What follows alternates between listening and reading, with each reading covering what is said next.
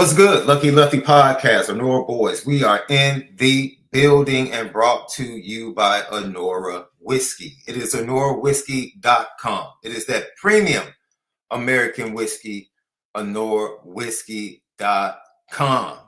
And ladies and gentlemen, if you decide to drink, as always, we encourage you to make sure that you do it responsibly, but also, if you're going to cut your grass, don't cut it at 5 in the evening. Who's doing that?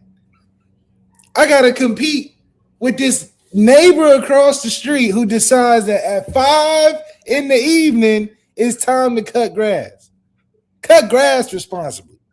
By all means, make sure you drink and cut grass responsibly at a good hour. Let's get it, Left.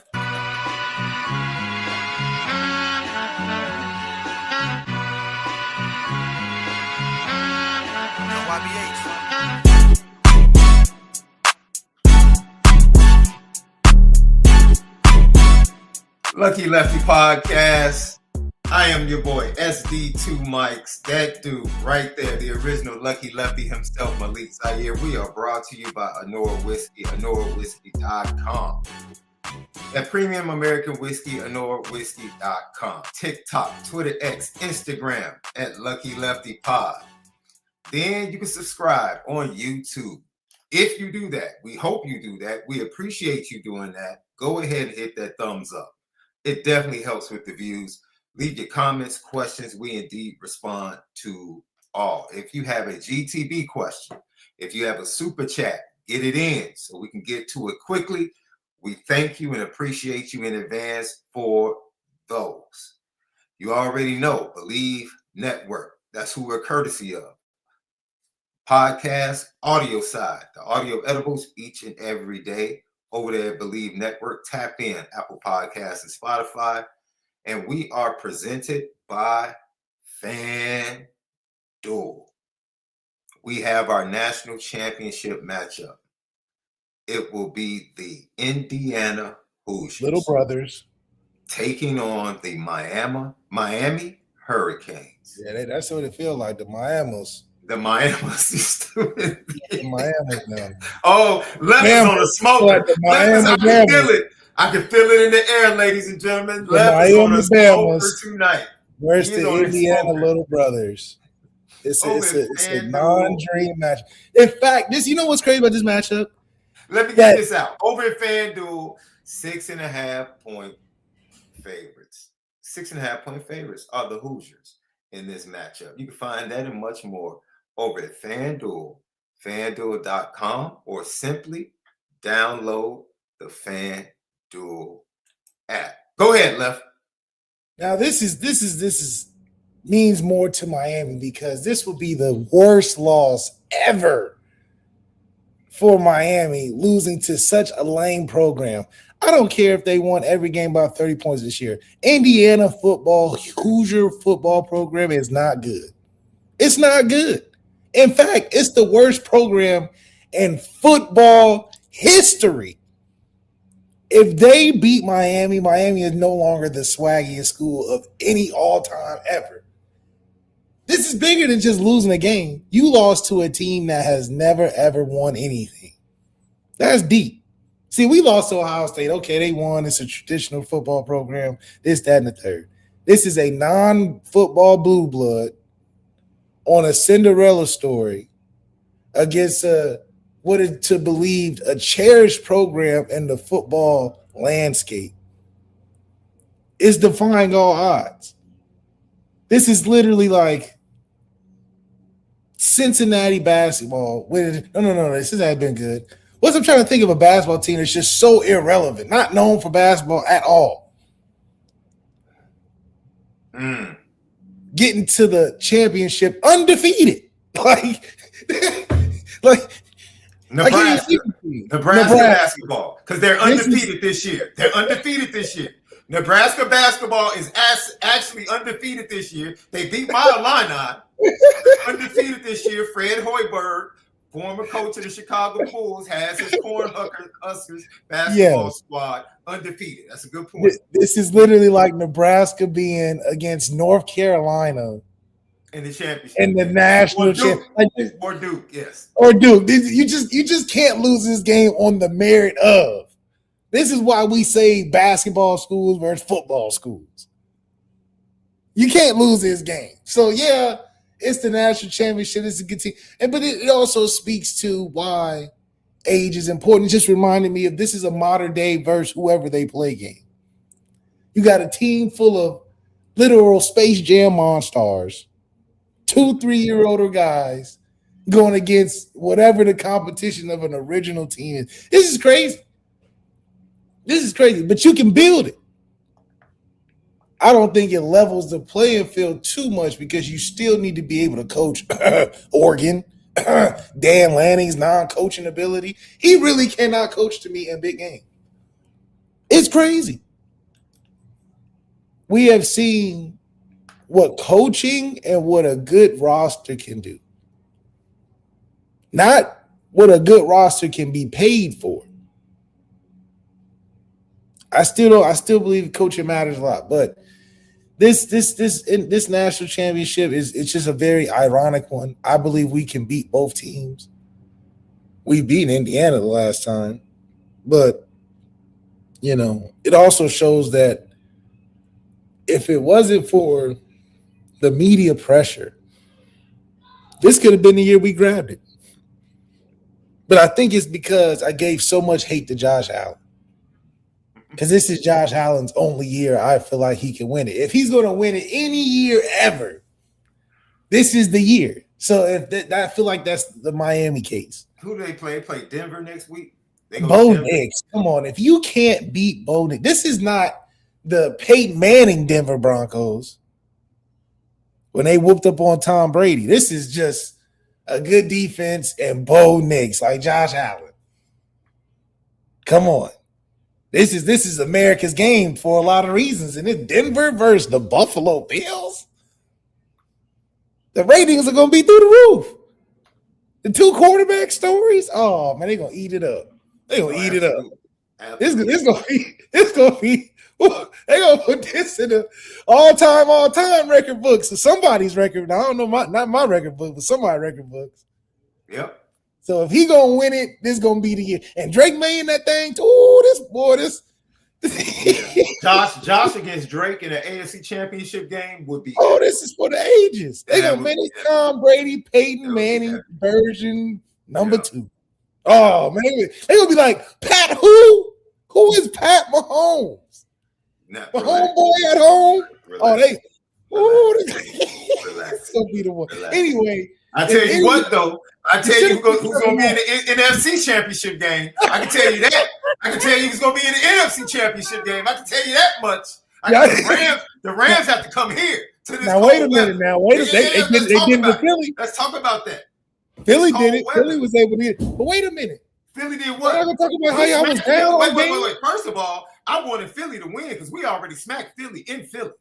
Wait a minute. We did that already. I knew we were going to smack them. The way Dan Orlovsky pointed out how, putrid their offense is, I see why the Bears smacked them. But you're not going to talk about how y'all was down all game? No, what does that mean? We're the masters of the... Well, masters? We got 13. Wait a minute, hold on. Who's our quarterback? No, don't do that. Don't do that in the playoffs. Who's our quarterback?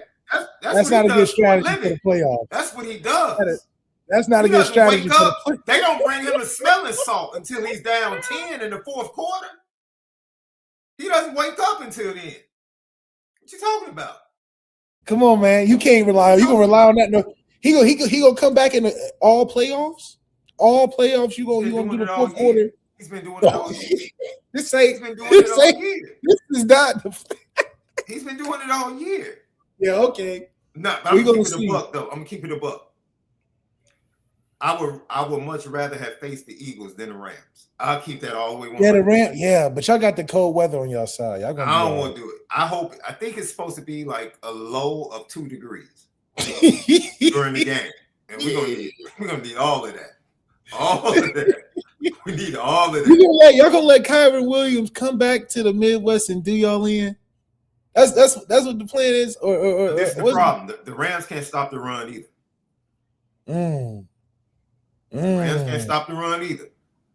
Uh-oh. I think it comes down to turnovers in that game. Whoever turns the ball over. That's both of y'all. I'm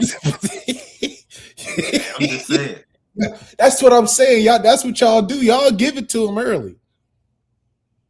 And then I don't know why. And then Ben Johnson all of a sudden becomes a genius in the second half. Yeah. Oh, he started calling him plays. Second half. Where's this in the first half, bro? Man, he and it's Allen waiting until the second half to actually blitz Jordan Love. I'm like, dude, what was this in the first half? Man, look, they almost gave that game away, bro. Yeah. And the Packers literally gave the game away. Gave it away. Oh, they get on my boy Matt LaFleur. They making it bad now. They ain't got the cheese grater hats. Oh, they done. Dan Johnson talking about Packers. Oh, okay. It's like they said there was a story on the news this morning. I promise we're gonna get to all the Notre Dame great news. But we told you guys to relax a week ago, didn't we? Didn't we tell you to relax a week ago? I'm sure everybody's feeling much better today, right? Yeah. But no. Saw the newscast said that they sold over $1 million worth of those cheese grater hats.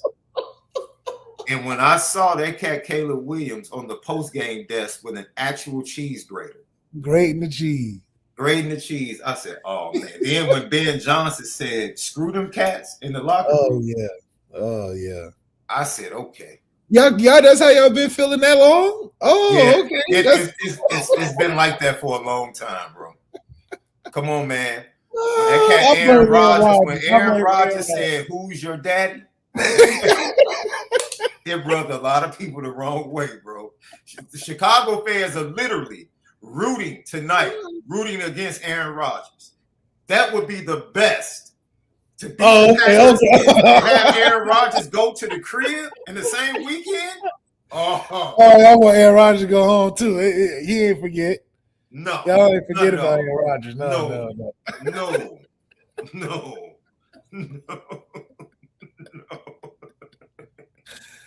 Oh man, this is great. Lucky Lefty Podcast. If you have a GTB question, put it in. Super chat, put it in. Left. We're going to talk about CJ Carr being the Heisman favorite, according to Vegas. That came out today. We're also going to talk about what Notre Dame has done in the transfer in the last 24 hours. And I like the rollout. The rollout was classic. Wasn't sporadic like all the rest of these schools. It was like they took their time and they rolled it out. The way they used to do old school albums, Left. Nice rollout. Really got your attention, allowed you to grab hold to the single and let that grow. I like the way they released and who they released first. Let me say that again. Because the business wasn't done in that order, but I thought it was very important that the first news that broke was a certain individual that wasn't necessarily a commitment in the portal, but I think it signaled things are turning around, literally and figuratively. But we have to start with which confused me as I left church yesterday and I saw the national media and foolish fans of other teams just all of a sudden spewing all types of dumb stuff because news broke. Exclusive news broke that Marcus Freeman was involved in some type of altercation at his son's wrestling event. And of course, the internet grabbed hold to it and just went left. Well, hours later, Notre Dame released a statement saying that they were aware. Not only were they aware, but they had seen the videotape. And they expressed what they saw on the videotape and said there's pretty much no problem here. Keep it moving. Left, your thoughts. Because I was amazed. and why it was big news, how it became big news. But hey, I think that the media thought they had him a Sharon Moore, a Mel Tucker, one of these, terrible incidences that take place. They just thought they had another one. However, not our guy. Their guys, maybe not our guy. And I think, anything that they can do to try to take away from the fact that we're in a prime position, things are going well. They just seem to roll off a duck's shoulders. What they say, water off a duck's back. So I do believe this is a nothing burger. The guy obviously tried to Karen my dog, Marcus Freeman. But the powers that be didn't let it happen. I don't know why it became a big deal. But he should be focusing on playing a national championship game. This is what he has to focus on. So I'm glad it was handled quickly and urgently by the university, And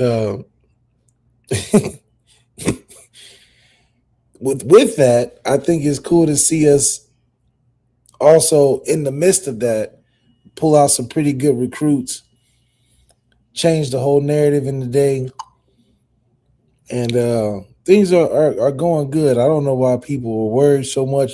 I am excited though to see Mike Mickens. Just, man, that brother is a huge key to success, I think, in this program so far. Pulling the guy from Colorado, who I think is a potential first-round type of player. The guy at Michigan, I think he'll rotate at nickel or something like that. But, man, stacked. So, and Mickens we trust. I think he's a good vice president to Marcus Freeman, and seeing those D-line guys getting in there. I think the guy from Pitt committed as well, right? I don't think it's official yet. Oh, but I don't think it's official yet. Charlie Partridge did put out a tweet that was very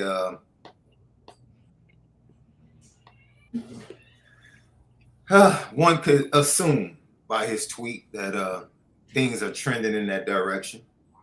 He went to Notre Dame and visited. He visited Ohio State this weekend, but then the news came down that the two Alabama kids that had previously visited Notre Dame officially committed to Ohio State. So I think what's in the cards for Notre Dame is they probably have a brand new defensive tackle. But go ahead. And to see how things have changed so fast just shows that we were always working. It just is not on the timing of what other people would expect. Plus, we're a team that a couple transfers in, now you start feeling good about the whole team again. We got a couple guys, and everybody's feeling totally different. Now we back on track. Plus, I think the news of CJ being a potential Heisman attracted guys like the Ohio State receivers, potentially getting both of them. But, that's still – it's just an interesting – every time we get receiver transfers in, I think of always the guys we already have. So what is the message that we're saying? Are we saying we are in desperate need of receivers? Because we're just taking whoever sounds pretty good right now, Or is it saying to CJ? Is it saying that CJ, you don't have your guy in this room, so we still getting one? This your Heisman year. You need a signature guy to throw to. Even guys that didn't win the Heisman that was signature. You got Brady Quinn and Golden Tate. No, Jimmy Clausen and Golden Tate. Brady Quinn and Jeff Samardzija. Tyler Eifert and Tommy Reese. Every guy got his guy. In this day and age, CJ had Malachi Fields for a rental. For CJ to get that Heisman, he gonna need, Julian Sand got to the Heisman and had two dudes on his side. The best in the country on one side and a guy that's a first, top 3 round guy on the other side. That's pretty special. Hell, Mendoza got, them receivers Mendoza got old men. They're the equivalent of like those dudes that go hoop in college that not on the basketball team or the football team, but they just go to school there and they hooping at the rec and they just nice. And you like, man, don't you play something? No, I just played in high school. But you just you just got it, you know? That's what these guys are. They're not really known for anything, but they can play their butts off. And they're like drove to the game. They're like 26, you know? So it's a couple ways that I think college football is shown to be done. Last year, you know, he was going to take some money. This year, and I think moving forward, you're going to have some age in there. I think this year shows why you phase out high school recruiting. If you're a win now program, you know, this is only fueling the Miami QB rental, you know, pathway. They have they look like an interesting, like, that's an interesting thing. They're just playing for the best guy in the country at Miami at quarterback. They said, forget the room. Forget the development. We take it ready-made at the QB position, and we're proving it with this formula. It just so happened Carson Beck worked out. But we had a first-round pick last year, a championship run with a quarterback this year. That's the hottest QB's position in the country. Just to you know, forget everything else, nothing else matters. Just come to play QB. It's like an a la carte position. I mean, I wonder who they're going to get because, you know, Raiola just went to Oregon. So does that mean Dante's leaving? From what I'm hearing, he is leaning towards going to the NFL. He's leaning towards going to the NFL. I mean, that's the only reason why Raiola goes, in my opinion. Yeah. It would be strange if Dante decided to transfer somewhere, though.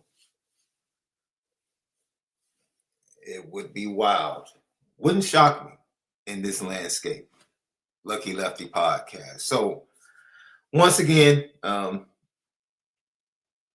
yeah, that fake news yesterday was absolutely crazy surrounding Marcus Freeman. Just absolutely crazy. We go to FanDuel and left, as I said before, incorrectly. I said 6.5. The spread is now at 8.5. The Indiana Hoosiers are 8.5 point favorites. Over under total at 48.5 over at FanDuel. Download the FanDuel app or simply go to FanDuel.com. Now, some very interesting prop bets. National Championship Offensive MVP, Fernando Mendoza, is minus 230. Carson Beck is plus 600. Mark Fletcher, who I have been touting since the preseason before they faced Notre Dame. Love the way he runs the football. For multiple years, I've been loving Mark Fletcher. It's a tough son of a gun. Tough son of a gun. I think he's going to be a really good pro too. Plus 1,000. I'm shocked Malachi Tony is at plus 2,000. I really am. I'm shocked. And then Elijah Surratt, the receiver, is at plus 2,000. Kalen Black, the running back from Indiana, is at plus 2,700. National Championship Defensive MVP, Lewis Moore. Lewis Moore from Indiana is at plus 700. D'Angelo Pons is at plus 850. Elijah Hardy, plus 950. I don't know how Ruben Bain is at plus 950. Matter of fact, Ruben Bain is the only defender on the early board out of the top 6. He's the only Miami defender that's considered in these odds. Isaiah Jones is at plus 1,000 and Mario Landino is at plus 1,000. That's shocking to me. At least have the other bookend to the defensive line. You know, if he's healthy, because he injured his elbow, Messidor. Did injure his elbow, but I saw a quote where Mario Cristobal said him and Moten were back at practice for the Canes. So, what do you think of the theory that Indiana's out here cheating? Wouldn't shock me. Can I say something? Can I say something or ask a question that's what would be too much as far as cheating? Because I think every football program has people trying to figure certain things out about the other team. Yes. So, can we agree on that? I think they took it to another level, though. Okay, so what's that other level? That's what I need to know. We know Michigan went over the line. We agree. Michigan went blatant over the line because it was in your face, and they did it with other teams, like strategically. That's corruption, you know. Right. Indiana did it more surreptitiously, I think, by doing the whole watching the practice and getting into their database and, you know, watching they film that week of practice and stuff. So they know like everything going. Their game plan is all hits, no misses. Because it is interesting watching the games and how I'm like, man, every call is a great call. Like, yeah, it takes some execution, but even the execution to the call, it's like, oh, they knew that was like he knew where to look. Like this was if everything else was wrong. Yeah, he was just. Now I know he's nice and I know he's smart and all that, but he playing how we giving CJ the credit of like, oh, he's just the smartest, most prepared. He understands defenses. Mendoza out there playing like that because he making some reads where I'm like, you're not seeing that. You're seeing that on the TV, but you ain't seeing that for real on the field. Like it's just a way different. Like how do you, unless you know so well. So I know like it's a lot going on, but I get the theory because even defensively, I'm like, wait a minute, all these calls like Dante's a good quarterback. They got him out here like. Let's be honest. Let's be honest. Somebody broke this down. But no. First of all, Dante missed a wide open touchdown on the pick six. Somebody did a great. They were too high safety at the start of the play. They dropped down. They really were, at the end of the day, the safety either was supposed to be in cover two, but eventually he came down into the box to take another receiver.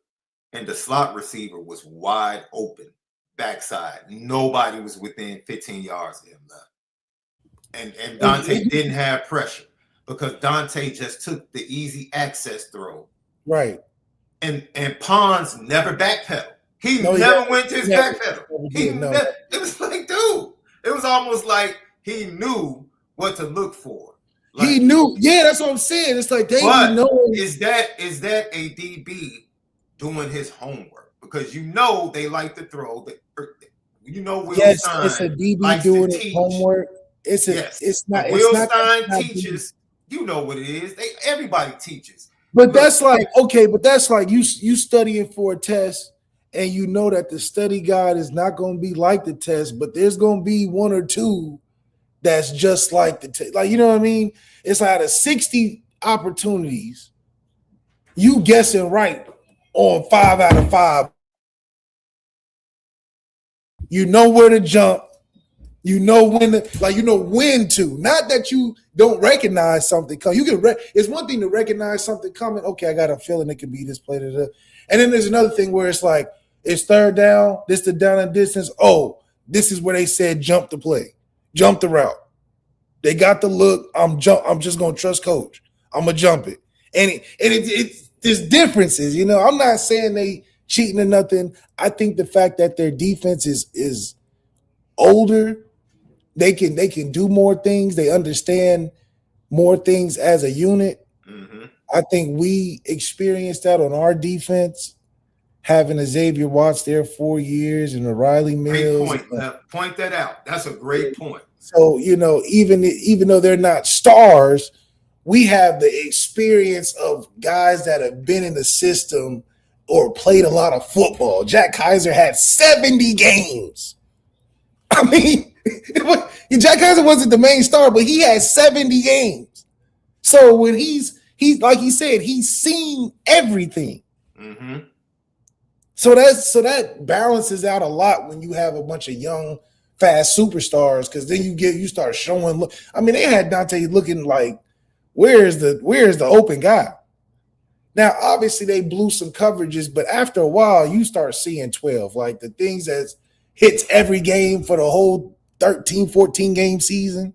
When those aren't there, now you seeing ghosts. Now you're like, oh shit, that's not there. Then now you're not trusting the calls necessarily. It's just get all bad. Then you start fumbling. So they psychologically they had Oregon figured out. Like, it was nothing after those first couple of drives I felt like they could even do. But then again, for the offense and defense to just be so succinct like that, it was just because think about it. When Michigan won a championship, before the cheating came out, they was whooping like TCU. They whooped the hell out of TCU by like 60 points. Or who they was beating teams crazy in the playoffs. And I'm like, there's no way both sides of the football are playing that great. Yeah, they got stars, but you're talking about JJ. Look at what JJ McCarthy. Come on, man. This brother here has no talent to me and won 70 games at Michigan or whatever. So it's lopsided for sure. Lucky Lefty podcast. Look, I hear the rumors. I hear the buzz surrounding it. I don't really think it's a game that you can get away with it offensively, right? Because you know what I saw? I'm going to be honest. You said this, Left. You said this before the 2024 season. You flat out said, now that it's 16 games, it's not going to be so much about talent as it is attrition. You said you have to be really good to win it, but you're going to have to be healthy. And the Notre Dame defensive line, by the time they got to Ohio State, was absolutely just ravaged. Just ravaged. That's no excuse. Ohio State was the better team that night. But they were ravaged. And now a team that defensively was just flat out dominant. And then they looked a little bit vulnerable against Ole Miss. Messidor, in my opinion, Messidor and Bain did not look as quick or did not have as much juice as they had in the two previous games. They get a bigger break, a longer break. So I hope, because I want to see them at their best, I hope, even with the injury to his elbow, I hope they can be at their best going up against Indiana. Because I don't want excuses. I flat out don't want any excuses. I'm glad Moulton is going to be good. Bleav went down. I hope he's okay. I know they lost one of their starters because of the targeting. So they're going to be starting a true freshman. Federic is iffy. He got some adversity for sure. I think one of their linebackers is questionable, and then the tight end, Lofton. They said he is doubtful right now to play on Monday night. So the attrition and injuries, man, is football, right? It's part of the game. Is Indiana even injured for real? Yeah. I don't even think Indiana's really injured in any critical spots. I haven't heard of any. I mean, they lost their best defensive end, but that was like post-game. That injury is still wild. He was celebrating with the fans post-game of the Big Ten championship. Wait, what happened? You didn't see that? Yes. Their best defensive. Yes. No way, dude. He was going around slapping high five with the Indiana fans, jumped to slap somebody high five, and it came down and tore his ACL. You're lying. No. Oh, my God. No. And they lost him going into the playoff, which is even more impressive. They lost their best pass rusher going into the playoffs, and they're still doing what they're doing. But yeah, so they're not even – that's what I'm saying. When you're older, it's just – I don't know, man. These guys got years on them, so they know what a season's like.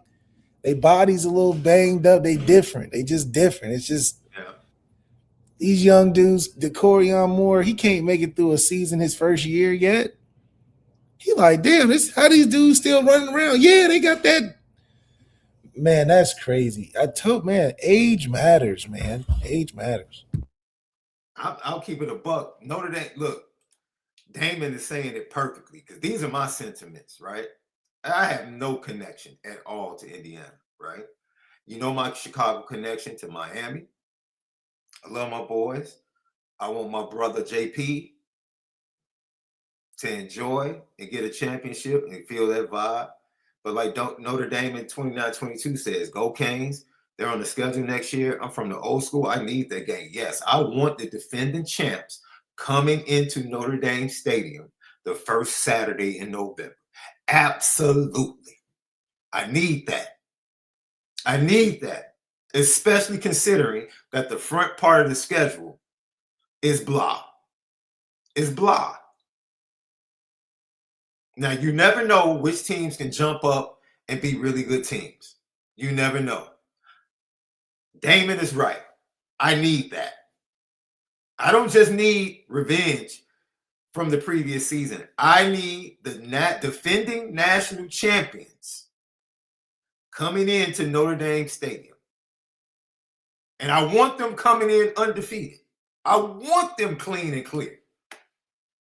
I don't want them to drop any games to that suspect ACC conference. Get it right for once in conference, Mario Cristobal. Get it right for once. Get it right. I need that. I need that. Lucky Lefty Podcast. So, Left, I think it's going to be interesting as we take a step forward. I think we have a GTB from D-Mont, Mr. Food Lover, 95, 97. That to Indy back when Left was there. The one dude was celebrating and tore his ACL. Now he's in the league. Somebody tore his ACL celebrating?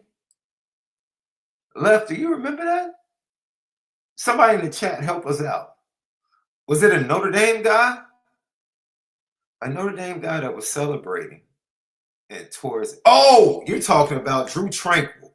Drew Tranquil in the end zone. They were playing Purdue. He made a great play. He jumped up to celebrate. Yes, and tore his ACL. And now he is a multiple-time Super Bowl champion for the Kansas City Chiefs. Absolutely. Yeah. Yeah. I remember that now. And that was unfortunate. And Drew Tranquil still became a dude. Because if I'm not mistaken, he came into Notre Dame. He had multiple leg injuries and still became a dude in Notre Dame before leaving. Yeah. Yes. Yes. Absolutely. Absolutely. Lucky Lefty Podcast. I have to end this by playing this clip. And then we're going to get to the transfer portal and talk about that with you guys. Joe Klatt, who, in my opinion, is an absolute joke. The switch up is amazing because all he did, he's talked about how Notre Dame needs to join a conference. He talked about how the ACC deserve more teams. He talked about Texas. He talked about Vanderbilt. He did all of this in the immediate aftermath of the final CFP rankings. He did all of that.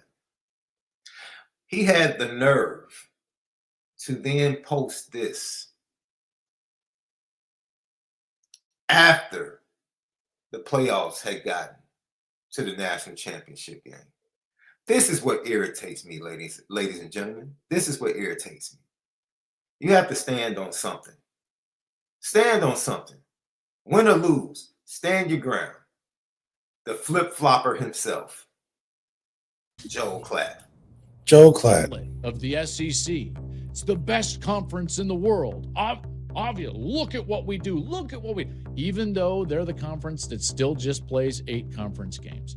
Even though they're the conference that has not even participated in a national championship game now for 3 straight years. And when you look at the metrics, the draft is changing, in particular in the first round. Look at the last few years. It is not as drastic as it used to be. And in fact, it's equating out. I mean, there was a strong push from some in our sport and some networks with deep relationships with the SEC about, well, maybe there should be 7 SEC teams in the college football playoff. Well, that's a problem. That's a problem because it is clearly not the case that the strength resides in that conference. It's just not. The data bears that out. I'm not even arguing for another conference right now.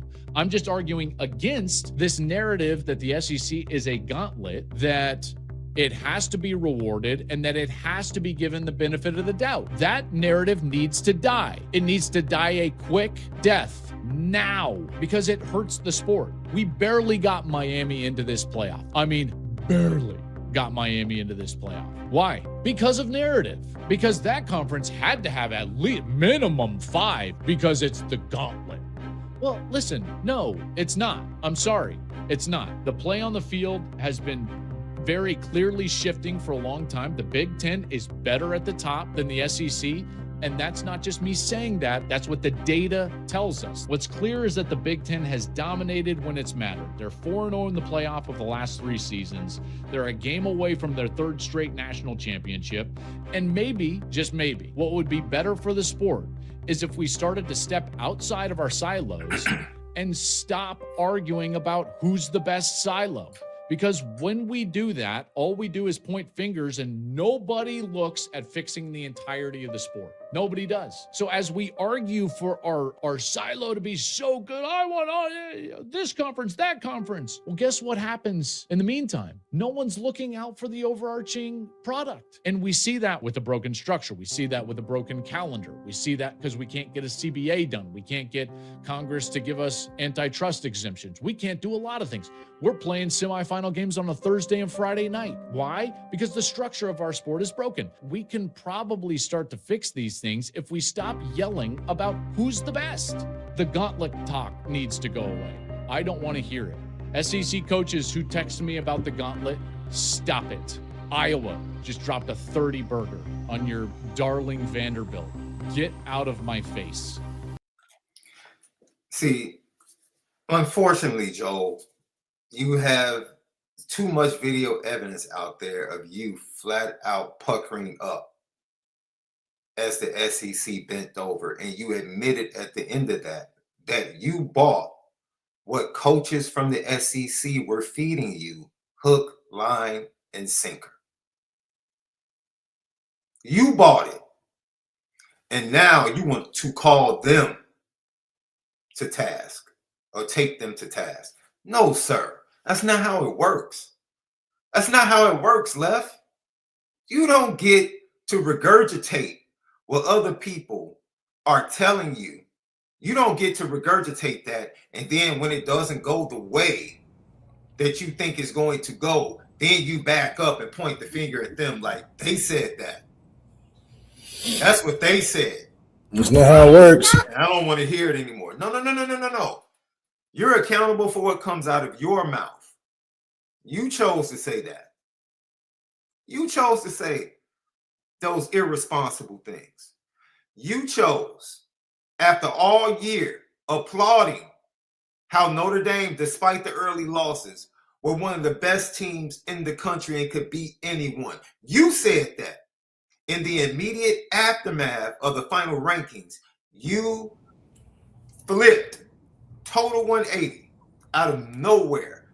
Why? I don't know. You didn't even have to, because Notre Dame wasn't even in the rank. They weren't in there. Yeah. But you started comparing Notre Dame with Texas could have been in. Texas has an argument because of the gauntlet and who they beat at the end of the season. Blah, blah, blah, blah, blah. You created all of this only to turn around. And once again, what are you talking about? And then you ran out of stuff to talk about, because now you started talking about missiles and silos. And are you that silly? Are you that naive? Left. That's all we do. Left. If we go to the gym, and you pick 5, you pick 4, and I pick 4, who are you going to say is the better team? 5 team. You're going to say your team is the Yeah. better team. I'm going to say my 5 is the better 5. Rightfully so. Now we have to play, but I'm going to say, what are you talking about? What is this silo stuff? We're brokering deals, TV deals. What do you think the Big Ten is going to say when they go in to broker a We have deal? the best games. We have the best conference. Look at this. Look at that. What do you think Sankey and the SEC is going to say? Look at how many championships we've won in the last 20 years. Look at the last 20 years. We've dominated the majority of the time. What are we talking about? What are we talking about? Stop. Now you want to be holy and righteous and stand on a pulpit as if you're the protector of college football and getting it right for the betterment. Then stop. Stop. You're a flipper. You're swayed by the wind and whichever it blows, whichever direction it blows. That's you. Yeah. You're not rooted in anything. Whatever the trending topic is. Dude, your house is built on sinking sand. That's what it is. Not solid rock. Your house is built on sinking sand.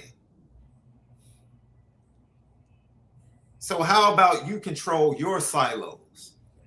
How about you put a cap on your silos and the missiles that you allow out of your mouth? That's right. That never hit their targets. That always fall short. How about that? Watch over your mouth and mind your business and stop worrying about everybody else. Just a piece of advice. Lucky Lefty Podcast. Bleav Network, audio edibles each and every day. Tap in, automatic downloads. You can set them up whenever we drop. You'll get the notification and it will download automatically for you. You can go over there and do that at Bleav Network, TikTok, Twitter, X, Instagram, and Lucky Lefty Pod. Subscribe on YouTube. Hit the thumbs up. It helps with the views. Leave your comments, questions. We indeed respond to all. If you have another GTB question, put it in super chat. We greatly appreciate it. Let's get to it. Just about a week ago, Notre Dame fans had lost their mind. And I empathized. And I said, yo, I get it. I get it. The secrecy, the way Notre Dame moves, the way they've been moving, watching everybody else, specifically Indiana, as they went on their playoff run, add to their roster via the portal, get a wide receiver that most people thought might be a sure shot for the Fighting Irish because of their relationship with CJ Carr going back to high school and 7-on-7. Yeah, panic was starting to set in, and I empathized. I said, I get it. I get why you feel that way. But what I need people to do is to relax. And throughout the week, I just kept pointing out how this portal, I also pointed out, by all means, if you would like to say that Notre Dame is making mistakes early in the portal, you might have hit the bullseye with your dart. You might have hit the bullseye with your dart.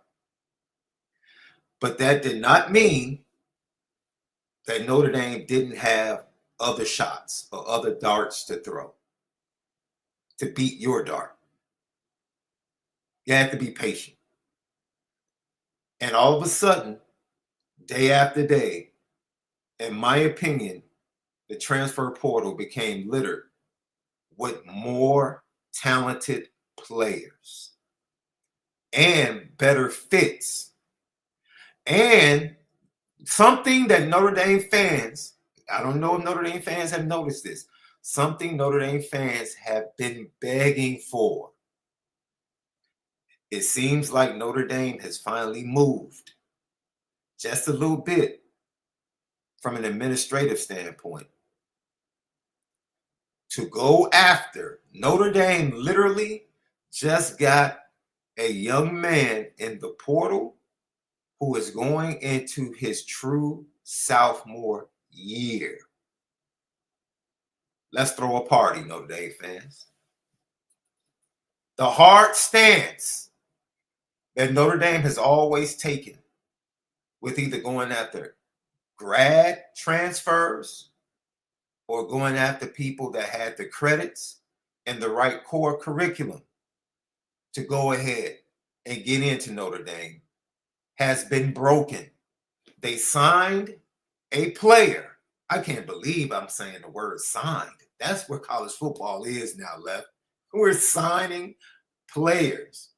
Notre Dame signed a young man, a true freshman, who will be going into his second semester. He hasn't even completed a full year of school. He's literally going into his second semester academically.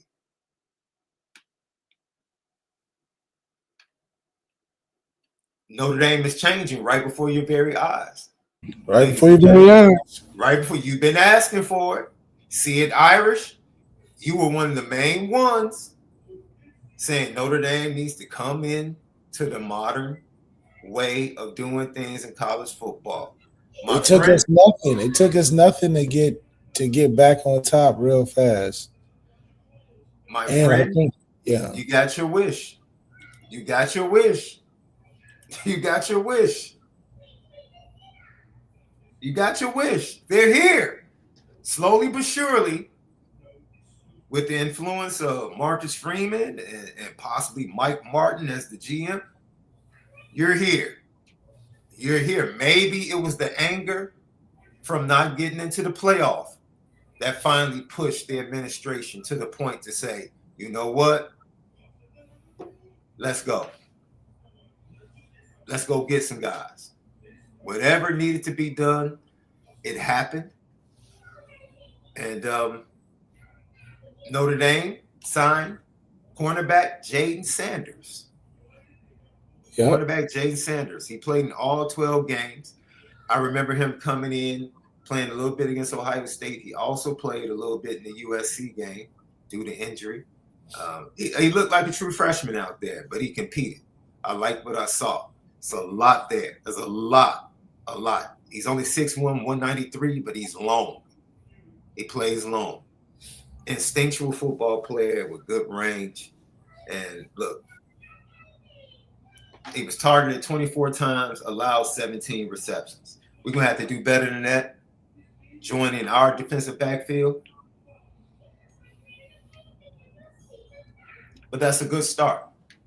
Then Notre Dame, in my opinion, got a first-round caliber guy in DJ McKinney, who, of course, we watched a lot of Colorado football games the year before, because of the quarterback and the wide receiver.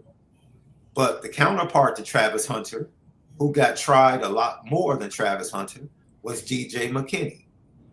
And he had a really good 2024 campaign, getting tried as much as he did. He transferred from Oklahoma State to Colorado. And honestly, once again, Mike Mickens, I don't know how he finds these he loves long defensive backs. He's 6'2", 180 pounds. This is what I love about him. You watch his film, left, and he is a man. He is nasty. Yeah. In supporting the run. He is boy. He is a sure tackler. He's like a Christian, a super aggressive Christian great. Mm-hmm. Yeah. Targeted 71 times, allowed 31 receptions. That's what I'm talking about. Now that fits in. That right there fits in. Targeted 71 times, allowed 31 receptions, 8 passes defended, and 3 interceptions. I like that. Yep. You're actually going to give Mike Mickens more talent? Say what? Let's start right there. So this is what I have to say. I love this because it gives Notre Dame great versatility. And I think they went after two guys because most of the time you think Notre Dame is just going and got a guy to play the nickel, right? We're going to get a guy to play the nickel. Both of these guys have played outside. DJ played more boundary at Colorado. I'm very interested in how they use him. But I will say this. I think this is going to give Mike Mickens a lot of versatility to work with a lot of different combinations. Because you saw it in the second half against Miami, and let's anticipate that matchup against Miami means a lot to Notre Dame as far as the playoff. Let's anticipate Malachi Tony still being a menace for the Miami offense. Let's anticipate that. This is where it comes in. They had him follow Malachi Tony in the second half. They had him follow Makai Lemon versus USC. Let's anticipate that Chris Ash does that next year. Now, instead of having youngsters in other spots that you can target, now you have veterans in those other spots that have been vacated if they decide to put whoever Leonard Moore is following or shadowing in the slot. I think they got caught with their pants down, particularly in the Texas A&M game, because once Christian Gray went down, they had to go to Mark Zachary, a true freshman, in his second game. Well, you say, Sean, they went to Leonard Moore when Christian Gray got hurt against Louisville. Yeah, but Leonard Moore had been 4 or 5 games in and had a lot more work. And honestly, just was a better player at that point than Mark Zachary. But shout out to Mark Zachary, who's getting minutes for the basketball squad. Shout out to Mark Zachary, who's made that transition. I see you. I don't think they want to get caught having to play a true freshman right early again. I think Mike Mickens is like, no, you will not catch me in that situation. Because that's what we did with Dallas Golden, right? Essentially, yes. Got caught with. Yep. And now those guys don't get a chance to organically develop. They're forced into action. Yeah, you need them. But now you build up the numbers and the versatility to where Sanders can play field. DJ McKinney can play boundary. Those are your two backups to your starters. Yeah. If Leonard Moore has to float into the slot to deal with Malachi Tony, then you can put McKinney in one spot. Then you could put somebody else in another spot. It is genius roster building, in my opinion, Lev. It really is. Genius roster building. And it killed 2 birds with 1 stone. It killed what you needed to fulfill on the field, but it also let the Notre Dame fan base know that the administration has opened up the purse strings and some of the requirements to transfer to Notre Dame. Everybody should be happy about Jaden Sanders, and everybody should be happy about DJ McKinney and what Mike Mickens is going to have to work with. Go ahead, Lev. Yeah, I think it's very important that, like we said, Mike Mickens has been an ace in Marcus Freeman's hole for his coaching acumen, just showing in the recruiting space. And getting a guy like DJ, I was excited about. I knew about his pedigree. Adding that to, like you said, as good as we were last year, we got caught in vulnerable moments with just pure youth. Now, Dallas Golden, it ended up being better for him as the season went on. But those moments came up big, obviously, as we've learned that losing the first game of the season, your season can be over. So we can't even take developmental chances anymore, ironically enough. So being veteran in spots is good for our own depth. And, filtering guys in, a Dallas Golden can get a guy like Dallas Golden can get a better fit in with it with veteran leadership in front of him. So it's kind of a quasi problem because you recruit guys to come in and play early, but unfortunately for this, where this program is, coming to play early and it not working out is more detrimental than than you playing early. That's why guys, even though they may be good out of high school, come sit for a year. Nothing wrong with it because it's just a different meaning and level of winning where we're not like these other programs where you just come test the field and test the waters. So getting a guy like DJ McKinney who's been tested, been in big games, has the talent, the experience in these situations is probably a better comfort for a guy coming in and getting that first time experience.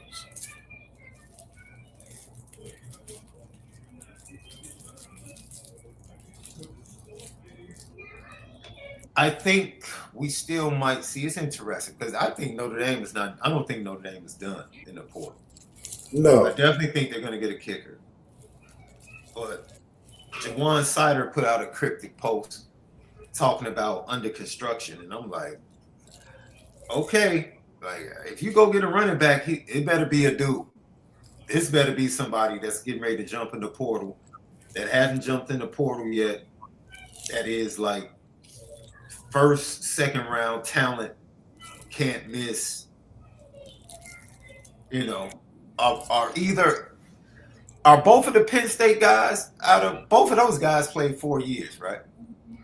Do we need another running back? I don't know. We don't. But that's not the theme of the season, though. That's not. Can I say something, Left? Can I say something? And I don't mean any disrespect. We don't need a running back, but someone's ego might need a running back. Do you follow me? Okay. Notre Dame doesn't necessarily need a running back, but maybe someone's ego might need a running back because the running backs in the room, for the most part, especially the top guys, is still Coach McCullough's room. I'll say it. It's still Dylan McCullough's room.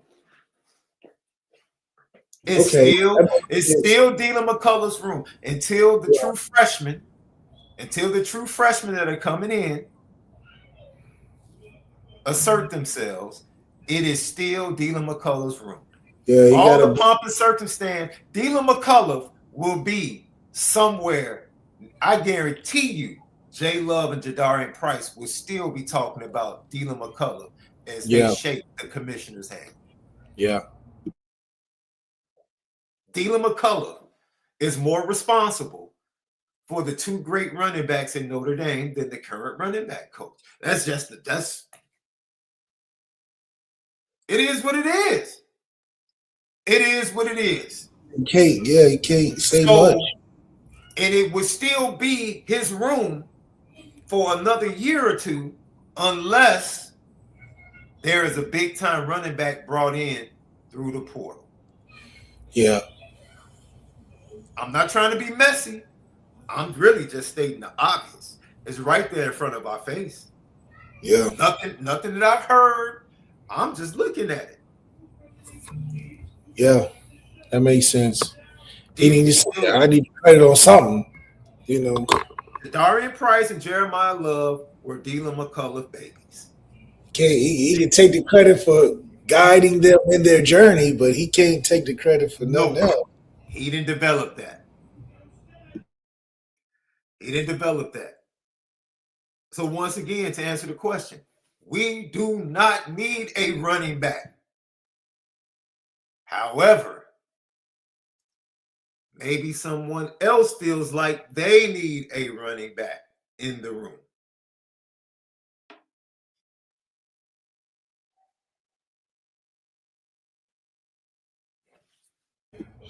Hey, you know, and I agree with you, chat. Is it still really your guy if it's a transfer?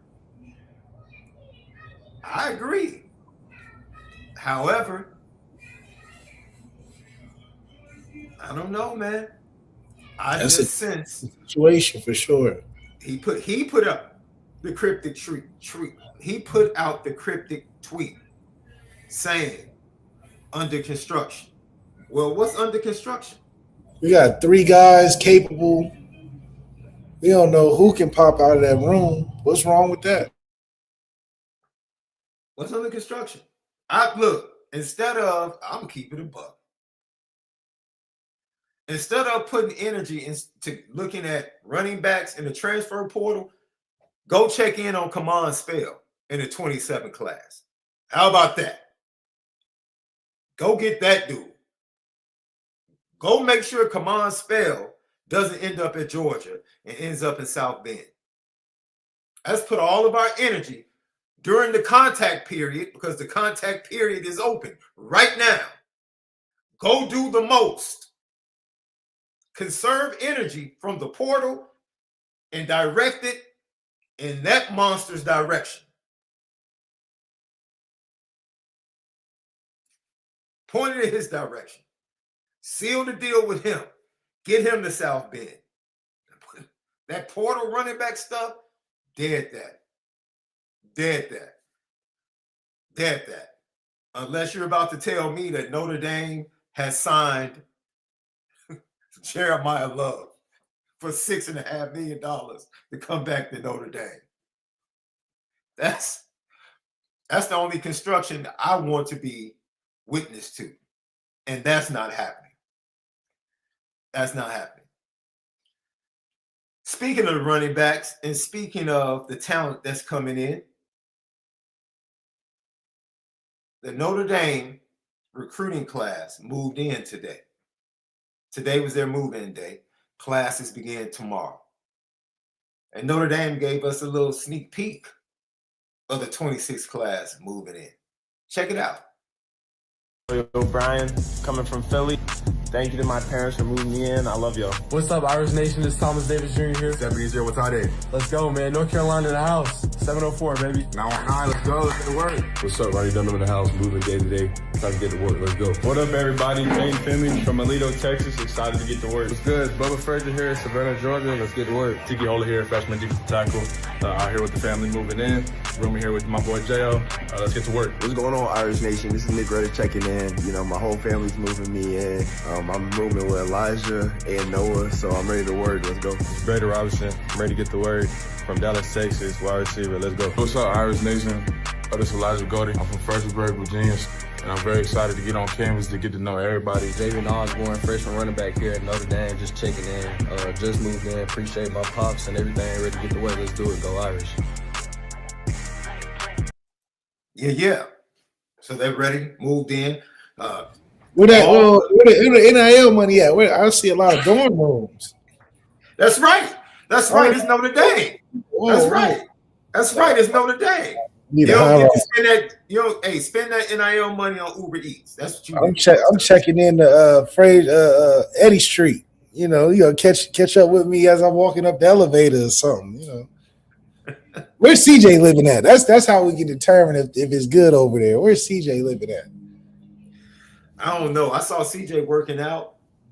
He was sitting next to Muffin McGraw at the basketball game this weekend, and Muffin McGraw made a comment like he stayed on his phone the entire time. Like, Muffin. I'm like, relax, Coach McGraw, relax. Notre Dame got a big win. Got a big win over North Carolina. Like, relax. It's okay. Why she put that out there like that? I'm like, what do you expect, dude? That's what kids do. They stay on. He had the game. Dang, he came. Shoot. Man. They want him to be on that thing and shoot out the T-shirts, man. What was your move in like? You remember your move in day, Love? The move in, it was fun, man. I went in early. So because I went in early, it was just a little different because well now I mean the move in early is the regular thing to do. Right. When I 23 or 26. Well, no.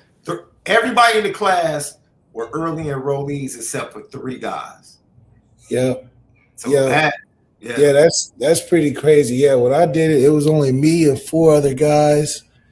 And so the environment was way different. They probably have a whole different structure for the group because it's so many.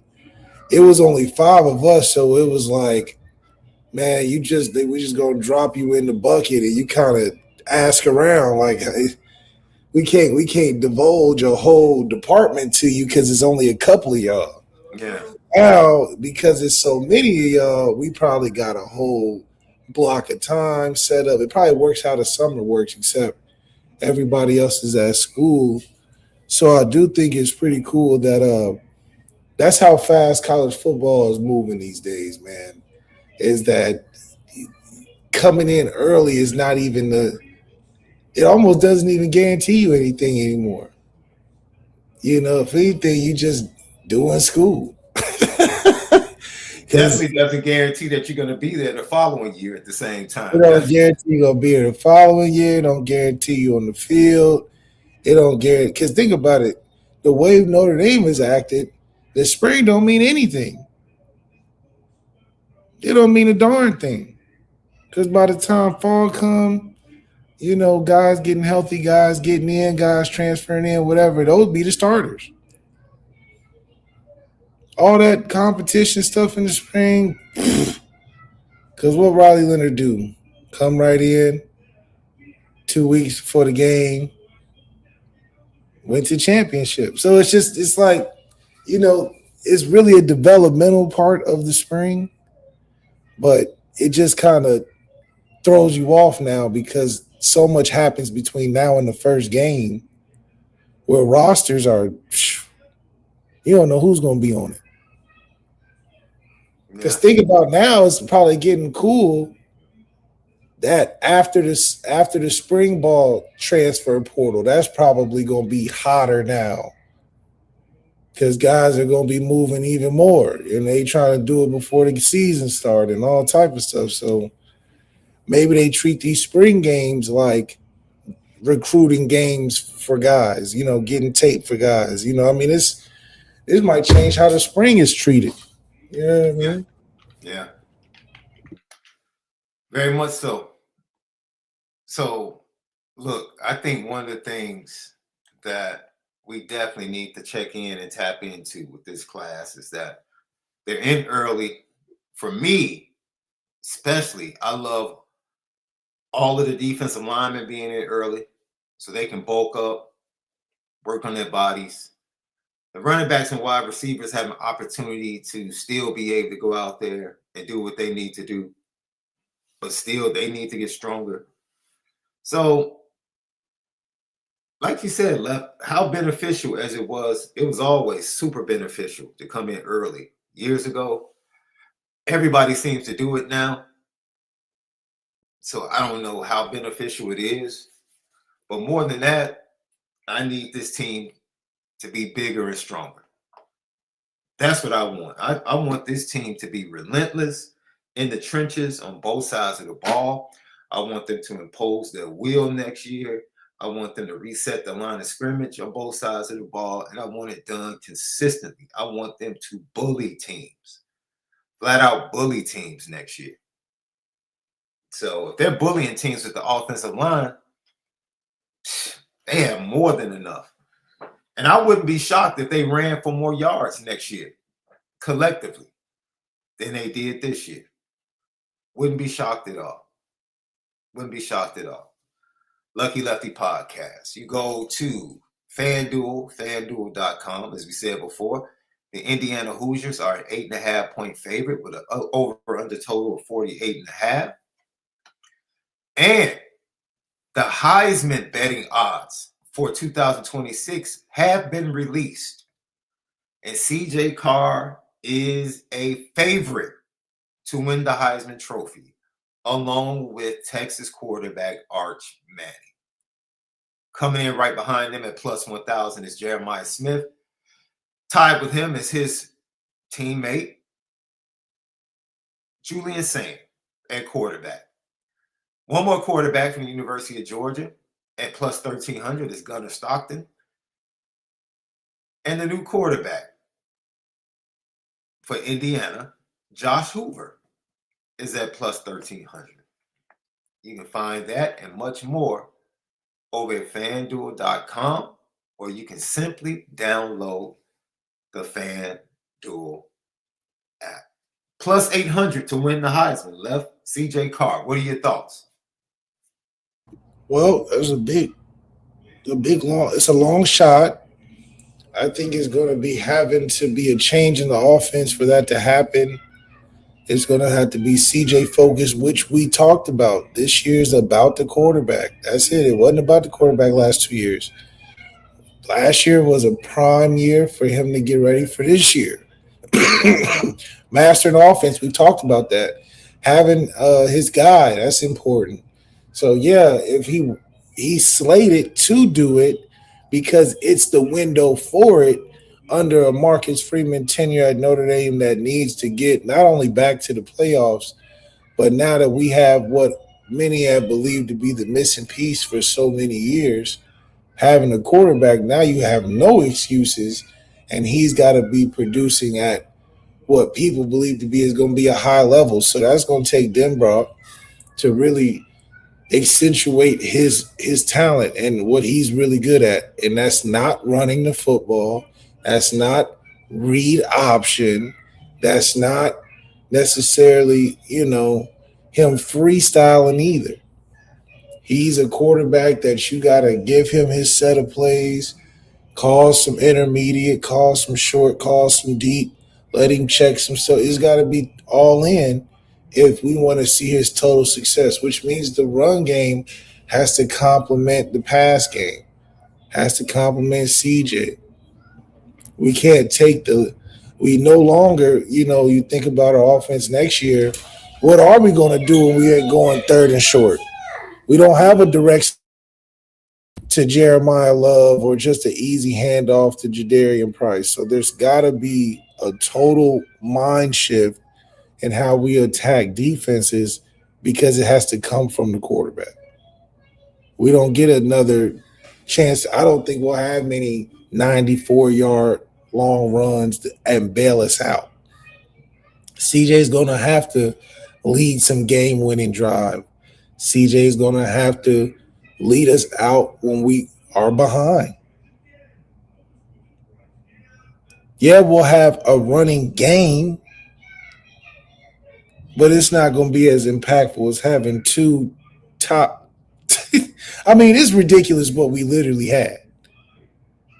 A guy that was sitting in New York for the Heisman, a running back, and his counterpart who is going to be at the draft with him, drafted a couple picks later maybe. We're like, that's beyond great, and that doesn't make the playoffs. That's crazy. But Aeneas and whoever the sidekick is, a hoist of guys, you're not putting that on them to be productive like that next year. You're just not. We're not delusional enough to think we can just go out there and just expect that out of them. They'll be good and coming along, but CJ, that's who has got to come through. He got to have 300-yard games consistently. One, if you think about winning the Heisman. And two, it's got to be like that because who else are you going – who else do you have? We can be honest about that. Yeah, Notre Dame has talent, but who does Notre Dame have? When you think of Arch Manning, you think of Ryan Wingo. You think of Julian Saint, you think of Jeremiah Smith, you think of Carnell Tate. You think of Dante Moore. You think of DeCorian Moore. You think of all the receivers, the Benson kid. They got guys. Ty Simpson got a couple guys. Sam Levitt had Jordan Tyson, the first-round receiver. So CJ's going to need that. Mendoza got 2 or 3 guys. So I think it's important that has like Jaden Grayhouse got it. I think Jaden Grayhouse this the year, if any year, where you have to be healthy. Number one, you just got to be available. Number two, this is your opportunity to be number one, big dog in the room. The guys we got coming in are kind of babies, Quincy Porter is a baby. Like he ain't, he's talented, but he's not Malachi Fields. Not coming in. We're not thinking he's coming in to be CJ's number one. He'll be out there. Yeah. But he's not CJ. We're excited. But CJ got to still look at that room and be like, all right, we got a bunch of equipment, but who's going to be the tool? Like we got a power saw over here, that brand new. We got a nice hammer, screwdriver. Shoot, we got the pieces. Well, I'm willing to make a bet with you, Left. I'm willing to make a bet that the Notre Dame wide receiver that comes in the portal will actually produce more at Notre Dame than he did at his previous spot. Absolutely, yeah. That's an odd stat because they didn't go out and get guys that had big time production like they had done the previous 2 years. They went and got guys that were young but high upside that can grow with CJ. Because at the end of the day, that's what it's going to take when you master the offense. You can't do it on the backs of guys that you hired guns. And I think Marcus Freeman and Denbrock realized that because they like, damn, we're putting a lot of investment in the guys that we're just shipping off the next year. Well, you're going to get guys with high production and bringing them into an offense that is not equipped to target them as much as they should be targeted. We target to offenses that were run centric. Yeah. So that's true. And then we started targeting and still the receivers that have transferred into Notre Dame have had great success that year they transferred in and beyond. Yeah. More success than guys that have got drafted to be there. Oddly enough, so far, those guys have still been successful in getting to the league, but it's just the attention to detail and the focus that we had on guys. And then the guys that do have focus that have been there are like guys we didn't expect, like Jordan Faison. Jordan Faison wasn't a recruit that we came in that we're like, oh, okay, good. We found our number one receiver. Like, he's a guy that just happened to find his way into the role. I mean, I remember the days when we were excited about a Jordan Faison that had 50 receptions, and we thought that was the next thing that we thought he was going to win the Biletnikoff or something. Like, no, he didn't have 50. He had 19.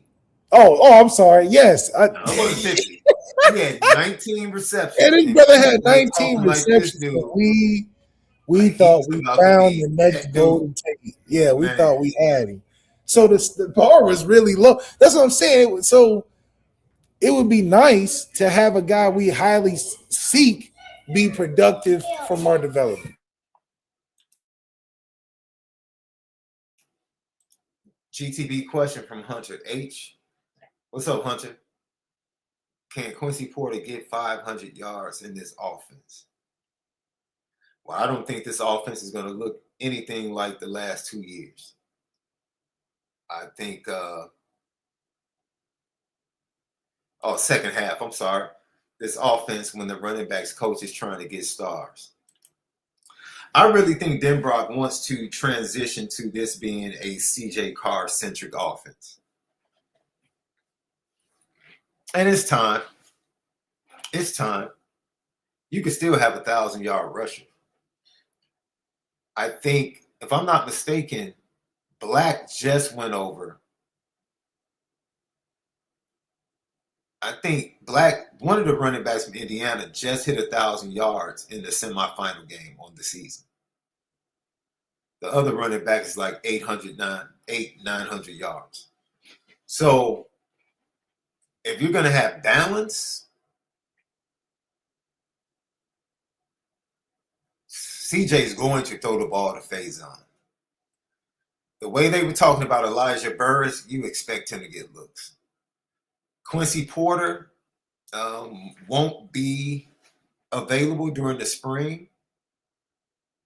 So the rapport is probably going to be built up with Micah Gilbert and Cam Williams in the boundary. So, his health and whether or not he is ready to go, I think he's going to be ready to go.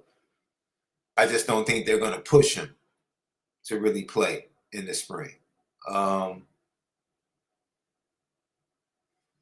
Talent-wise, of course, he can get 500 yards in the offense. Because like I said, I Bleav they're going to transition to a more quarterback-featured offense, quarterback, wide receiver featured. We gotta have a pass game. Like, you know, we got to. Yeah. Because CJ's whole game. Man, can I tell you something? My boy got mad at me, bro. My bro C Tate got mad at me. So I hit him up because I knew he was watching the Bears game. So I hit him up. I was like, yo, I got a quick question. He was like, what's up? So I just flat out asked him, like, yo, tell me about the freshman wide receivers. I think I irritated him a little bit. Like, man, don't be mad at me because they jumped in the portal. I just want to get your thoughts. And that's all I'll share from the conversation. That's all. That's right. That's all I'll share. But I just thought it was funny. Like, oh man, you mad because your little youngsters? You mad because your little youngster jumped in the portal? It was all good because we were Bears fans that day. So they've been hyping up Chris Henry Jr. so much. I mean, I don't know. Is it hype? They said he didn't do that well in the All-American game. Who were the quarterbacks though, bro? I watched it for a hot second. Yeah, I don't know who the quarterbacks are. Yeah, I watched it for a hot second because Nasir Rankin from Chicago was down there. Other than that, yeah. No, sir. Not interested. But Quincy Porter, do you think he can get 500 yards in his offense next year?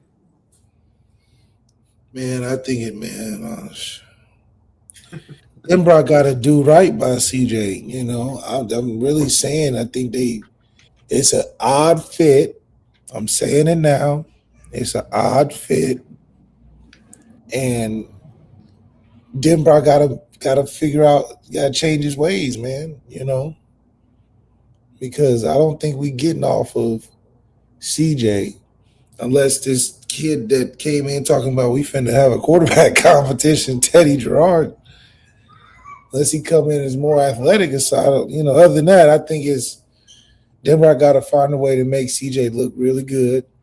And in my opinion, I think that it's a tough fit because the way Denver been calling plays, I think he's more equipped or more comfortable calling a game plan for Riley and Kenny, for that matter, than the game plan for coming through CJ. Like, if we're going to be successful, it's because CJ is slinging that ball around, so to speak. I'm a concern for CJ's health next year if we try to run the same type of plays we did with Riley or even last year, because now we don't have the focus on the run game. So all them little runs, CJ tries to get in between and get off. I think they're going to hurt a little bit more. They're going to be running a little bit tougher. So I don't think we can afford to be putting CJ and just the amount of what we need him to do for our team this year to be having no pulled hamstrings, no hurt ankles, no lower body injury from running the football. That would be the worst case scenario for CJ Carr, is for him to get a running back type of injury because of the play calling. You know what I mean? Like, how silly of us would we be running read option with CJ and he rolls his big toe? And now everybody in the press like, dude, what are we calling out there? He's supposed to be 5 wide, heady concepts, slicing and dicing the defense in the pocket. Why is he getting hurt on read option plays? See, that's why I'm like, I don't want that to be the conversation because they can't adjust to each other. I don't need CJ in the weight room lifting 300 pounds, dude. I don't want, get on that field, take that vacation to, like what they do to Alabama. You throw it in the woods with the guys, hang out, build chemistry, do quarterback stuff, Go visit their hometown or something. Do that type of stuff. Stay out the weights. I don't want to see you adding 200 pounds of muscle. Like, what you missing the point. Get with Denbrock in the offseason. He ain't doing nothing. Denbrock is not doing nothing where you can't pop up at his house or something. Hey, man, I got this little playbook. I know you dusted it off. Let me just take a look and make a photocopy and go back home. We talk about some play. That needs to happen. That's where the growth is going to come. Because we need to know y'all on the same page. That's the only way this is going to work. Because think about it. This is CJ lead us to the Heisman and playoffs and potential championship, or it's nothing else. Like, there is no – who else are we dependent on this year? Who else? Who else? There's nobody else. So that's the way we built the team based off of last year. And so now, the stuff that was frustrating us last year cannot happen this next year. We cannot be struggling in the red zone. CJ can't be coming out here lining up at receiver on short yardage. That's no. He can't be rolling out on 3rd and 1.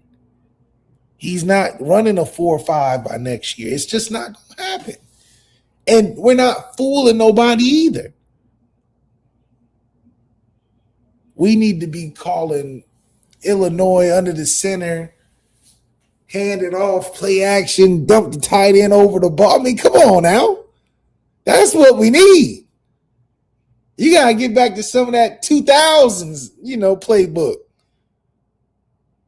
Throw a full. I think we would have more advantage with a fullback before we do direct snap. I mean, oh my gosh, get that out the playbook. I just want to see CJ in a better position to win based on his skill sets. How about that? I think that's a fair trade. I don't want to see CJ trying to turn into Denbrock's best version of his. Like, no. Because we're not going to be successful with that. We're just not.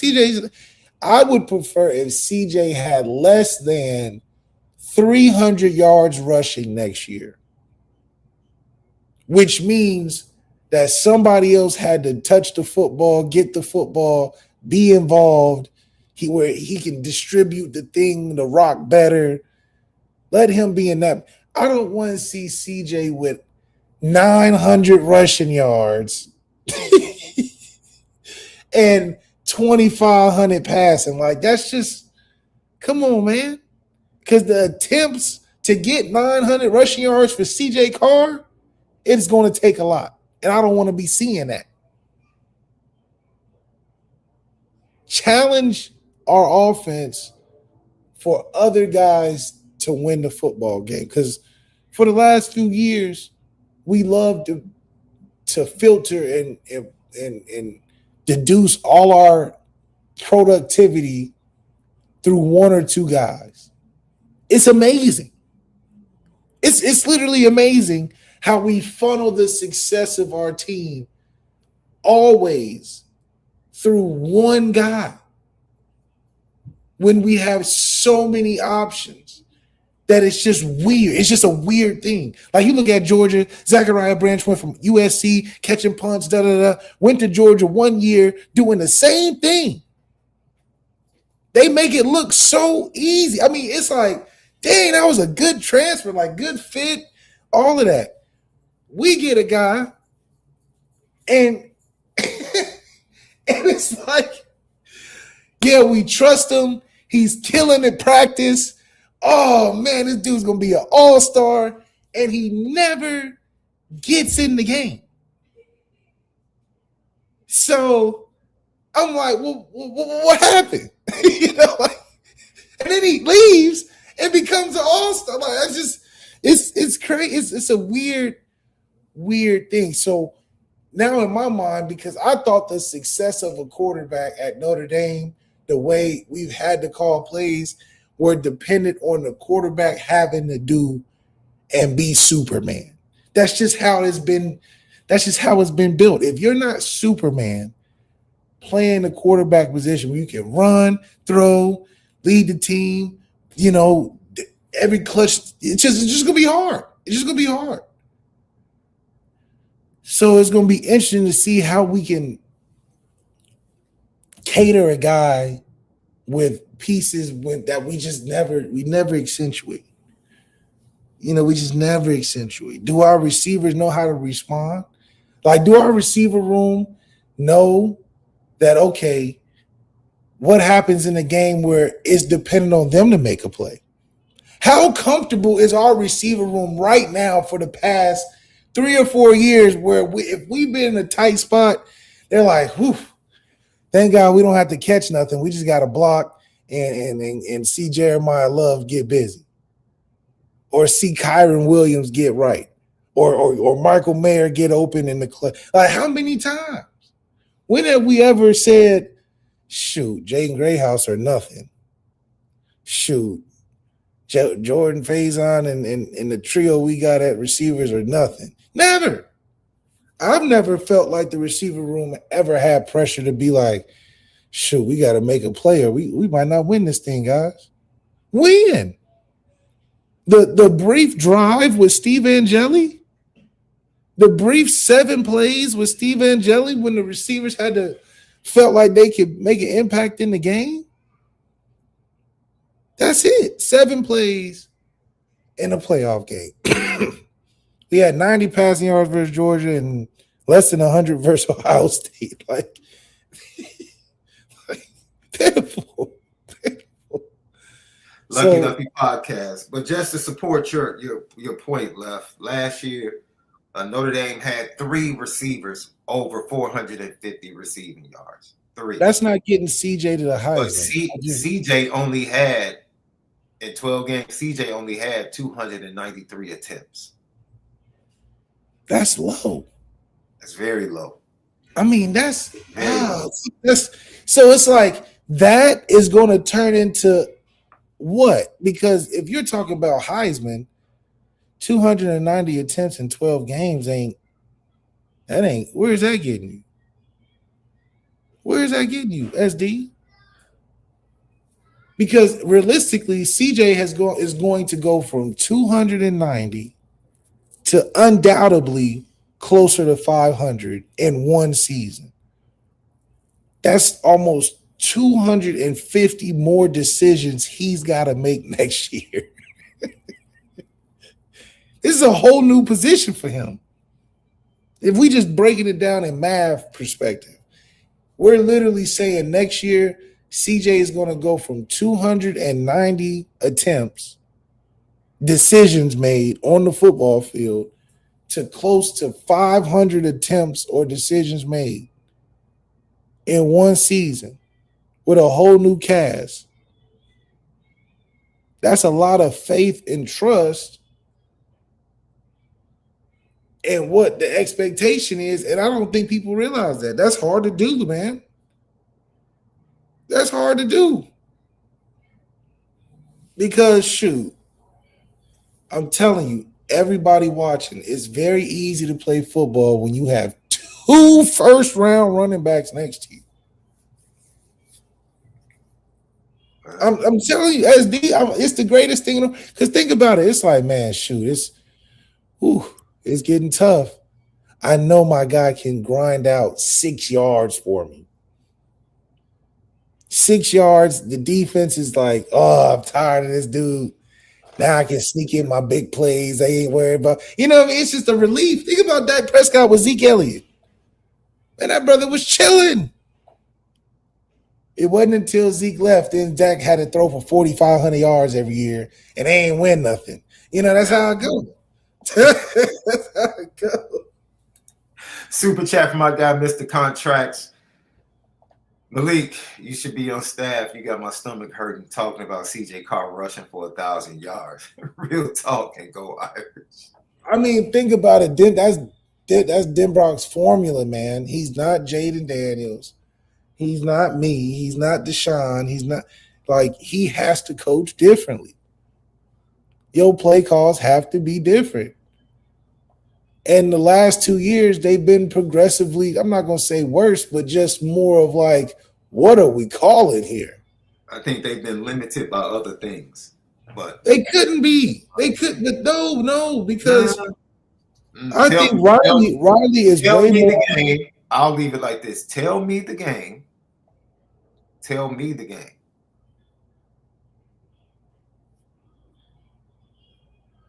Where the offensive line reset the line of scrimmage consistently. What year? This last year? Yes. Like, honestly, go back and look at the Miami game and tell me you don't understand why the game plan was get the ball out of CJ's hands quick. Why wasn't it? Or why was it? Why it was. I think the first 2 games we didn't know what we was doing. I really don't believe we knew the strength of our offense. Did you see the offensive line play the first 2 games? It wasn't great, but I mean, what were we calling? What were we calling? You call what you have to call when you don't have great pass. We didn't call we called what? Less than 10 dropbacks. Less than 10 dropbacks in that Miami. Because you can't protect.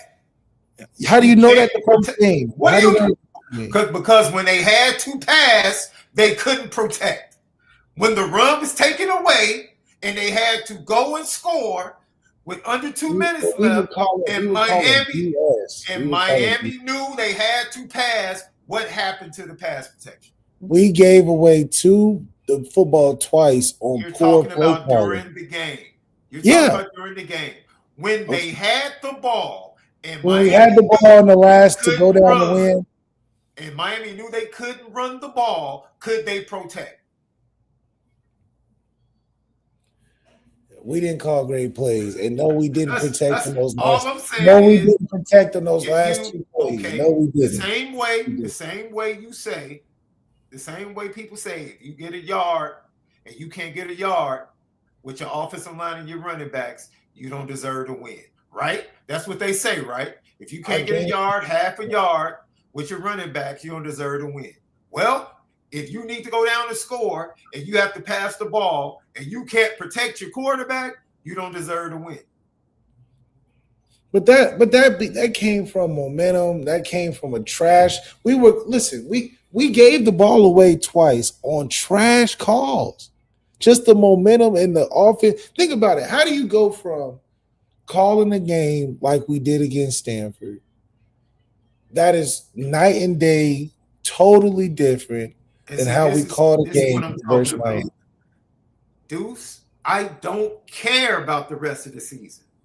The test was the first 2 games. Yes, unfortunately. I That we found out. about lesser competition. I care about what you can do when you're going best on best. And when they went best on best, Texas A&M had 9 tackles for losses in that game, bro. 9. But look at the tackles for losses. Those plays were BS. Like, we got a tackle for loss on 3rd and short twice.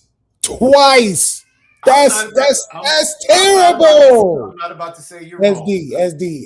I'm not saying you're wrong. You brought up the perfect stat. I'm just pointing out. TFLs. In We the have first 2 9 games. TFLs. In the first 2 games, when the most important games of the season, your offensive line was not good enough. I didn't say Notre Dame didn't play or didn't have a chance to win. I'm telling you, when it mattered the most against Miami, they weren't good enough to protect the quarterback. Because if they protected CJ, Notre Dame probably goes down and scores. Is that fair? If they protect CJ, Notre Dame probably scores. And he wins his first career start. If they don't give up 9 tackles for loss, they probably win the game against Texas A&M, and it doesn't come down to the last play. That's the point. That's the point. That's the point. I don't care about the rest of the season against lesser competition. They're supposed to do that. You win championships by doing what you do against the best competition. You know what they did against Penn State? A really good defensive line and defense in the Orange Bowl left. You know what they did in the second half? They came out and they ran the ball down their throat. Ran the ball. Thank you. And they protected Riley Leonard. When they had to have a drive to tie the game up, what did they do? They protected Riley Leonard.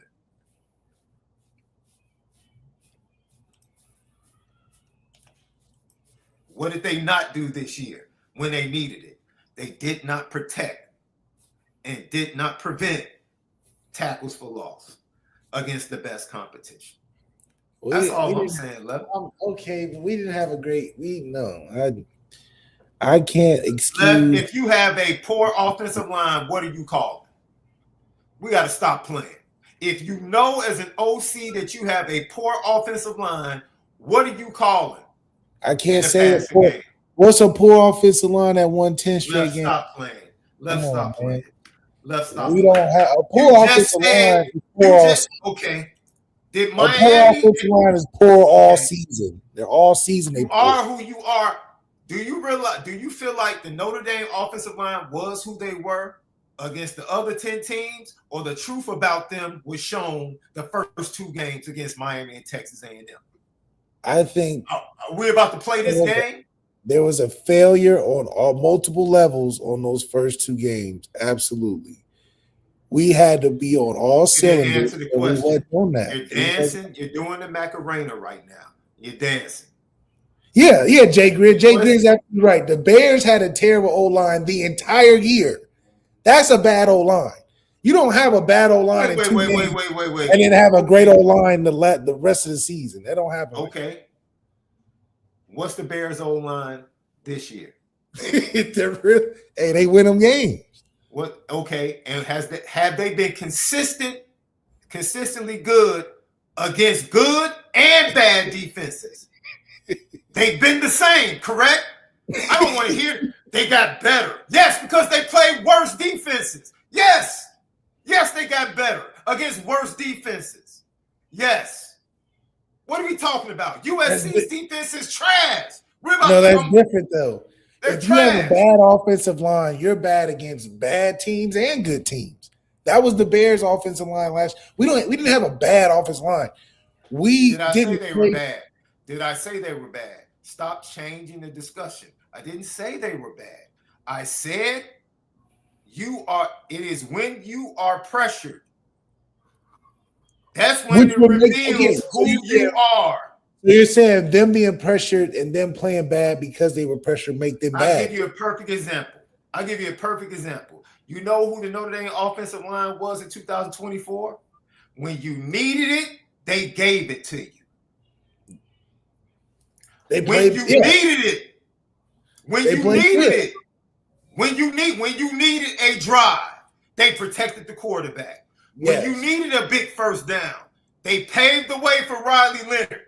When you needed it, they got it for you. Yeah. The 2025 offensive line didn't do that against good teams. They didn't do it. Point blank. That's time of the year, though. You can't sit here and lie and say they did. I don't think Notre Dame needed protection in game 1, they didn't give it. Those last 2 plays, no. What are you talking about? That's the drive. That is the drive. That is what is needed in the clutch.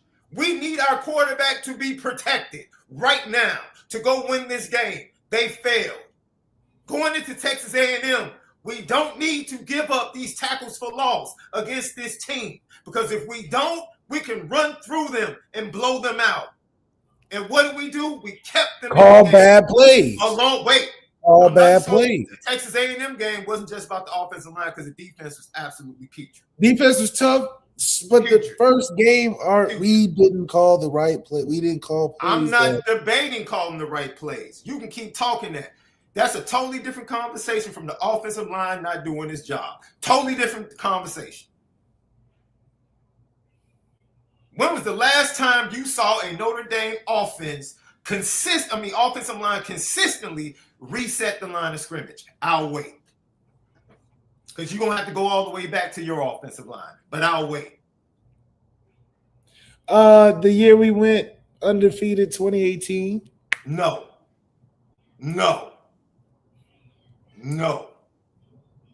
It had Leon Eichenberg. It had Sam Mustipher's last year. No. And guess what they did against Clemson when they faced a real defense? Guess what they did? That Clemson team was good, man. That's what they did. No, timeout. We held in that game. That's a great game. That's a great game. When they had the 4 All-American, right? When they had the 4 All-American. Clemson 2022 was a game. We were in that game. I said, what was the last time a Notre Dame offensive line consistently for a year reset the line of scrimmage? Consistently. Not one game. Not 2 games for a year. Consistently. I thought 18 until we lost that one game. You're talking about the team that lost to Clemson. The one game. In the playoff. Yes. Okay. Once again, go look at who they played. They didn't constantly reset the line. We got to stop this, man. We're trying to create narratives because we want to say Notre Dame offensive lines. When was the last time Notre Dame's offensive line consistently bullied people, good and bad teams? Let's stop playing like we don't know what the conversation is. When was the last time a Notre Dame offensive line bullied people, no matter who it was? No matter if it was Navy, no matter if it was Clemson. When was the last time they flat out bullied people?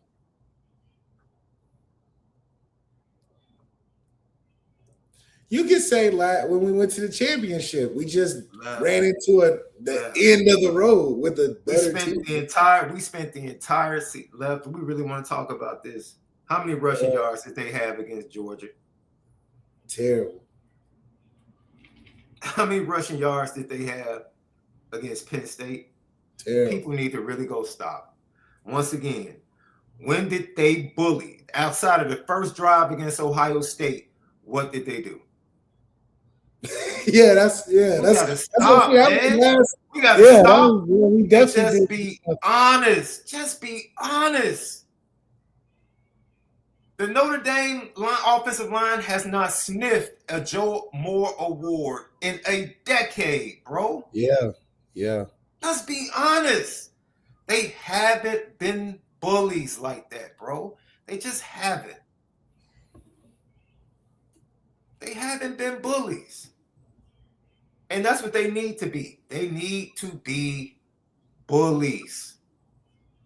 This year, in the past and in the run, they need to bully people. That's what I need. They need to bully people on the other side of the ball. They've actually gotten consistently, they've improved more in the trenches defensively than they have offensively, in my opinion. Each year, they've gotten to a point where they're giving up 89 yards on the ground. They were at like 120 2 years ago. Come on, man. The conversation is, and we can continue this after the show, because we'll have to come back tomorrow. When was the last time they bullied people for a full season? They not only bullied the bad teams, but they bullied the good teams. Not just one game. I'm talking about for a full season. It's been a long time. It's been a long time, that's all I'm saying. Armel Mookum returns. He comes back out of the portal. He returns to Notre Dame. He should have never left. I am extremely grateful that he was the first announcement on Sunday. That's the way you announce that things are turning around, that you are retaining one of your best players that remains on your roster on the defensive line. I thought it was masterful to make him the first announcement and then do the rest of the rollout today. Keon Keeley left. He returns. The first thing Keon needs to do, in my opinion, is drop about 15 to 20 pounds. Drop? Yes, dog. He's too big right now. That's not even his style of play. No, he needs to drop 20 pounds. The same way Ruben Bain dropped 20 pounds, he needs to drop 20 pounds.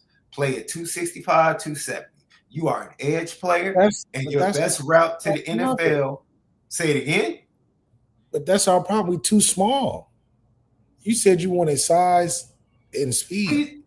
Bro, Messidor and Bain are both 260. What are we talking about?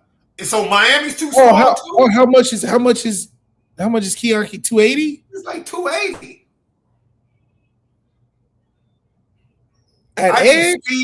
I need speed off the edge. He's 280 at the edge. He's a four, what, 7? He got speed. He's not a 4.7 right now. You think he's slow? All right, man. Oh, man. All right, man. 265 is like, wait, hold on. Let him say 285. How big is Traore? 285. How big is Traore? Boubacar is probably 265. 270. He is not 270, bro. Oh, man. I don't know what you see. Boubacar Traore is listed at 6'4", 247. What are we talking about? He's 247. Oh, he's small. Yeah. Am I tripping? I thought we need. Oh man, you're tripping. I thought edge rushers up the middle. Well, yeah, but I thought edge rushers were 265, like Will Anderson or something. Will Anderson is an alien, bro. That dude is. Man, I he's really different in Alabama. He's different now. Yeah. Okay. Hey, I don't know if you guys saw this. I got like 40 seconds. The Big Ten, according to Heather Dinich, the Big Ten is willing to consider a 16-team CFP field in 2026 if the SEC will commit to a 24-team field 2 or 3 years later. I told y'all, didn't I tell you the Big Ten was about to apply pressure? Didn't I tell you? I told people. I said the Big Ten is about to apply pressure to the SEC, and the SEC still hasn't gotten a team to the national championship game. They're in trouble. They're falling. They're in trouble, Left. I tried to tell people that the SEC was in trouble. Lucky Lefty podcast. But Left, SD2 Mics, we'll see you guys tomorrow. Make sure you spit it different.